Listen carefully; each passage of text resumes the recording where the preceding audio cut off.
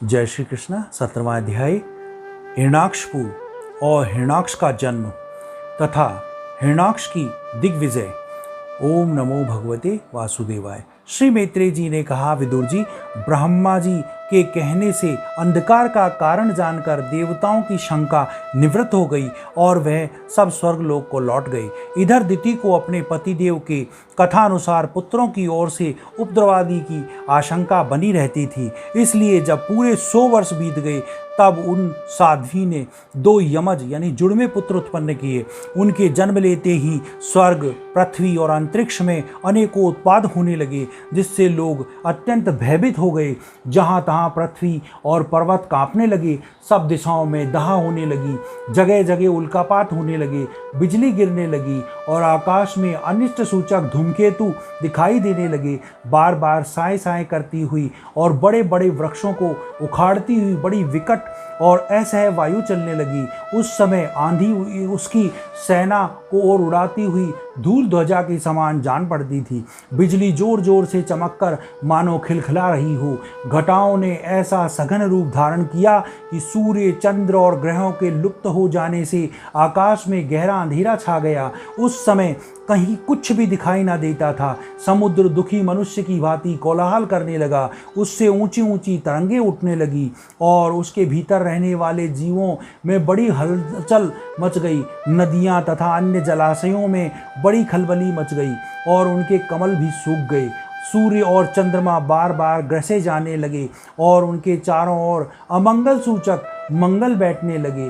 बिना बादलों के ही गरजने का शब्द होने लगा तथा गुफाओं में यह रथ की घड़घड़ाहट का सा शब्द निकलने लगा। गांव में गरजने गीदड़ और उल्लुओं के भयानक शब्द के साथ ही शियारे ने मुख में दहकती हुई आग उबलकर बड़ा अमंगल शब्द करने लगी।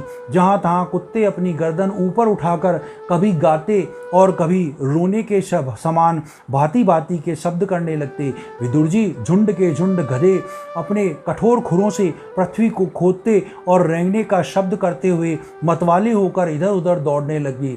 पक्षी गधों को इस शब्द से डरकर रोते चिल्लाते और घोंसलों से उड़ने लगे।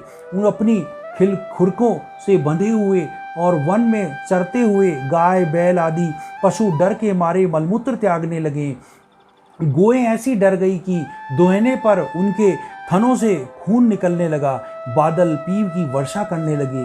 देव मूर्तियों की आंखों से आंसू बहने लगे। आंधी के बिना ही वृक्ष उखड़ उखड़ कर गिरने लगे।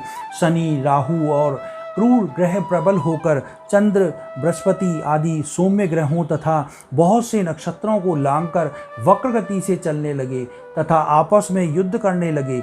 ऐसे में अनेकों भयंकर उत्पात देखकर सनकादि के सिवा और सब जीव भयभीत हो गए और उन उल्कापातों का मर्म न जानने के कारण उन्होंने यही समझा कि अब संसार का प्रलय होने वाला है।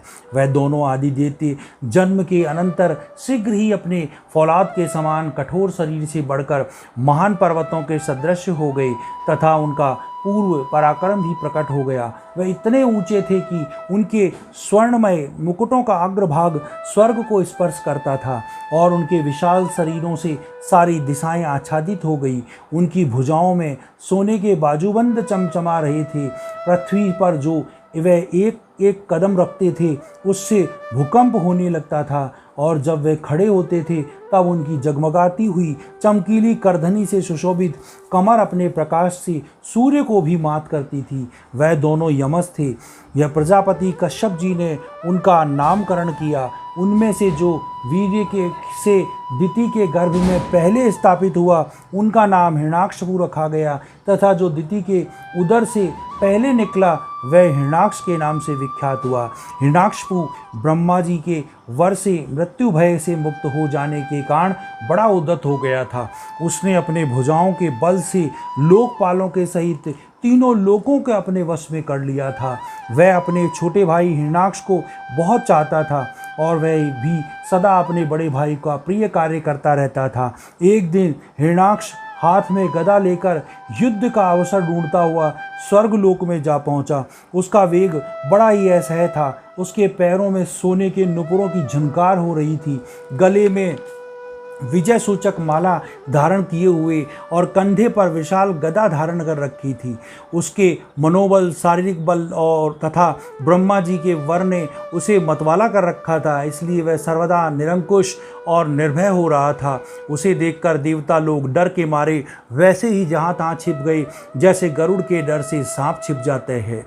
जब दैत्यराज हिरणाक्ष ने देखा कि मेरे तेज के सामने बड़े बड़े गर्वीले इंद्रादि देव भी छिप गए हैं, तब उन्हें अपने सामने न देखकर वह बार बार भयंकर गर्जना करने लगा। फिर वह मतवाली दैत्य वहाँ से लौटकर जल क्रीड़ा करने के लिए मतवाले हाथी के समान गहरे समुद्र में घुस गया, जिससे लहरों की भी बड़ी भयंकर गर्जना हो रही थी। ज्यों ही अब उसने समुद्र में पैर रखा कि डर के मारे वरुण ने सैनिकों जलचल जीव हकपका गए और किसी प्रकार की छेड़छाड़ न करने पर भी वह उसकी धाक से ही घबराकर इधर उधर दूर भाग गए। मतवाली हिरणाक्ष अनेकों वर्षों तक समुद्र में ही घूमता और उनके सामने किसी प्रतिपक्षी को ना पाकर बार बार वायु वेग से उठी हुई उसकी प्रचंड तरंगों पर ही अपनी लोहमयी गदा को आजमाता रहता था। इस प्रकार घूमते घूमते वह वरुण की राजधानी विंभापुरी में जा पहुंचा।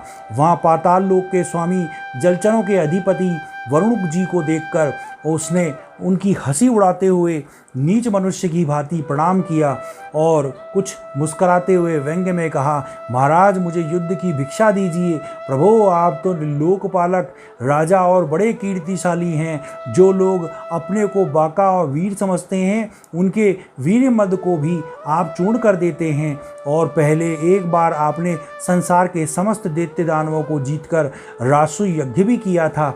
उन मदोन्मत्त शत्रु के इस प्रकार बहुत उपहास करने से भगवान वरुण को क्रोध तो आया, किंतु अपने बुद्धि बल से वह उसे भी पी गए और बदले में उससे कहने लगे, भाई हमें तो अब युद्धादि का कोई चाव नहीं रह गया है। भगवान पुराण पुरुष के सिवा हमें और कोई दिखता भी नहीं है ऐसा जो तुमसे रणकुशल वीर को युद्ध में संतुष्ट कर रखे।